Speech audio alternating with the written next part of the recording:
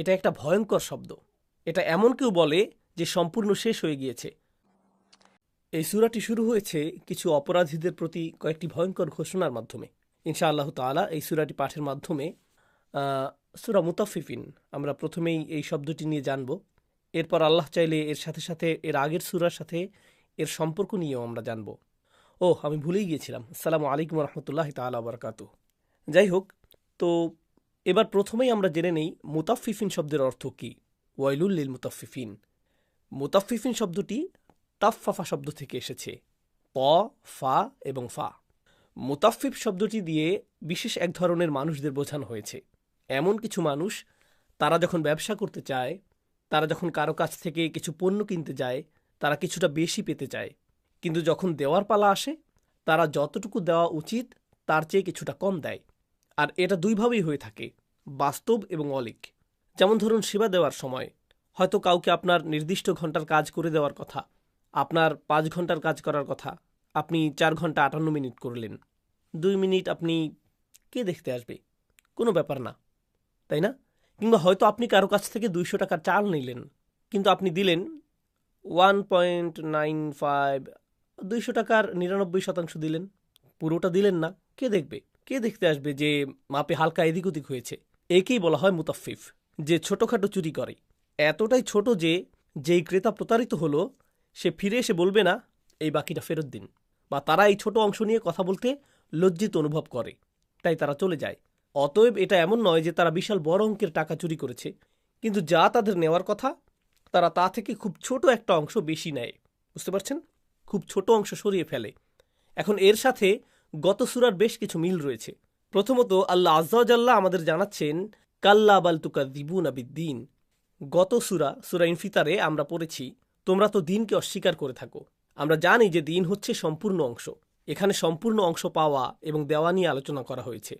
বিচার দিবসে আমাদের কৃতকর্মের সম্পূর্ণ ফলাফল বুঝিয়ে দেওয়া হবে। গত সূরায় আরেকটি বিষয় আমরা পাই, আল্লাযী খলাকাকা ফাসাওয়াকা ফা আদালাক। তিনি আপনাকে সৃষ্টি করেছেন, আপনাকে ভারসাম্য দিয়েছেন, আপনাকে সুবিন্যস্ত করেছেন।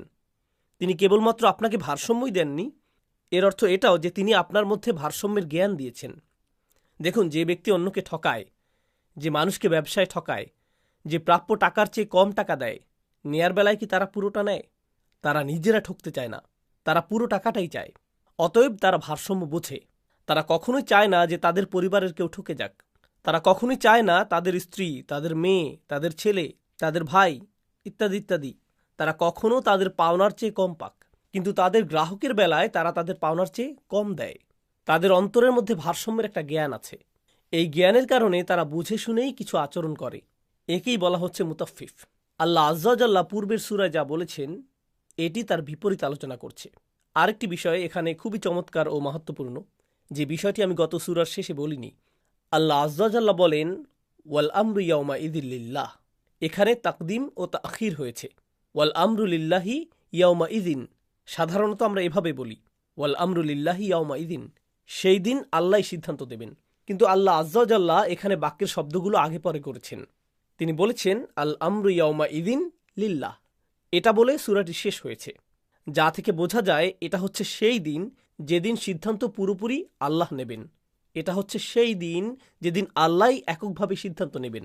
এখানে ক্রিয়াপদের ব্যবহার এবং যেভাবে আল্লাহ বলেছেন তা থেকে বোঝা যায় এই দুনিয়ায় কিছু সিদ্ধান্ত আছে যা আমরা নেব, কিন্তু সেই দিন আমরা কোনো সিদ্ধান্তই নিতে পারবো না। কিন্তু এখানে আল্লাহ আমাদের কিছু বিকল্প দিয়েছেন। সেই দিন আসার আগে আপনি কিছু সিদ্ধান্ত নিতে পারবেন। এজন্যই আল্লাহ বলেছেন, ওয়া ইলাল্লাহি তুরজাউল উমুর। সকল সিদ্ধান্তই তার কাছে। বিশ্বাসীদেরকে ভালো কাজের আদেশ দিতে বলা হয়েছে, তা'মুরুনা বিল মারুফ ওয়া তানহাউনা আনিল মুনকার। এখানে কিছু আমরের কথা বলা হয়েছে। সেই সাথে আল্লাহ কুফফারদের কথা বলতে গিয়ে বলেছেন, আমরামু আমরান। তারা কি অবিশ্বাসী হিসেবে থাকার ব্যাপারে সিদ্ধান্ত নিয়ে ফেলেছে? অতএব এই দুনিয়ায় আমাদের কিছু ক্ষেত্রে সিদ্ধান্ত নেওয়ার ক্ষমতা রয়েছে। আল্লাহ আমাদেরকে কিছু ব্যাপারে লাইসেন্স দিয়েছেন। গত সূরায় আল্লাহ বলেছেন, সেই দিন লাইসেন্স, নিয়ন্ত্রণ, সিদ্ধান্ত নেবার ক্ষমতা থাকবে শুধুই আল্লাহর কাছে। আর এই সূরার শুরুতে আমরা দেখছি মানুষকে সিদ্ধান্ত নেবার ক্ষমতা দিলে তারা কেমন সিদ্ধান্ত নেয়।